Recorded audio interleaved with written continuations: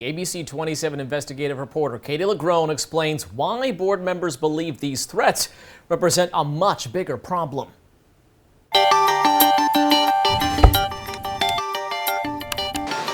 Parents are going to kick down the door and drag you out by your hair. They were going to come at me like a freight train, and I was going to have to beg for mercy. That they would be at my house every single day. They would make me want to move. These are just a few of the threats school board member Jennifer Jenkins and Shirley Brown say they face since last year, starting with Black Lives Matter to critical race theory and most recently, school masks. Postcards sent to my home, to vile phone calls, voicemails, emails. It started to escalate in April when the first protest showed up at my house. I reject them following me around in a car. Jenkins, a Democrat on Brevard County School Board, making national headlines last week after she revealed during a meeting how her attacks have included people protesting outside her home with guns. Man, when did you exactly stop beating your husband? And complaints to the state's child welfare agency alleging abuse. You want to cough again? That I have to take a DCF investigator to her play date to go underneath her clothing and check for burn marks. Was that a turning point for you? I have been attacked so often and so viciously that I have been desensitized to the things that have been happening to me. They had wanted posters of me. In Sarasota County, Brown, also a Democrat, is a former state legislator and has served on her school board for the past 15 years. It's just a lot of that saying, we're going to take you out. Nothing, she says, comes close to the recent attack she's been dealing with as a school board member. It's surprising the amount of anger and hate that some of these people have.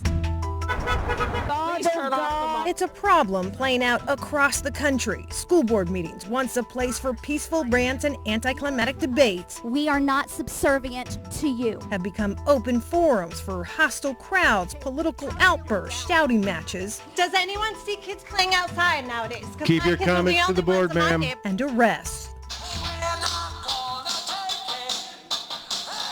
Despite national calls for the feds to investigate threats against school officials, Florida School Board Association, one of several state associations, pushing back, calling any federal action an overreach. What more do board members have to deal with before the FBI does get involved? We don't have the expertise to determine that level. What we do know is that school boards are local government and that we believe in local control and that we have relationships with our local law enforcement. Would you welcome an FBI investigation into your harassment? Oh, absolutely.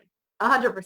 For these board members, local law enforcement is already involved, but both believe who and what's behind their harassment cuts deeper than passionate parents. I wholeheartedly believe that this is an organized, concerted effort. I'm not going to blame it on one organization. To me, it's a lot deeper than people realize. Even the state's School Boards Association has heard the rumblings of outside influence. But I have had people question and say, is this an organized effort by some outside group, not parents, not at all parents that they can tell? And so there are questions being asked. Would the board support an investigation into that?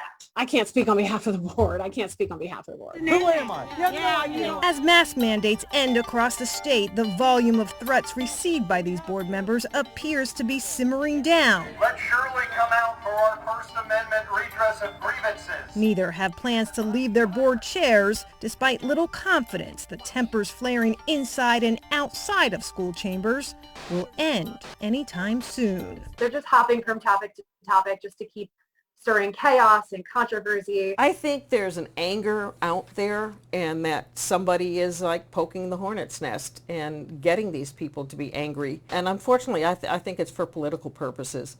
The National School Boards Association is still reviewing the letter sent by Florida and several other states. Meantime, it remains unclear at this time if the Department of Justice has officially started investigating school official harassment claims. Katie LaGrone reports.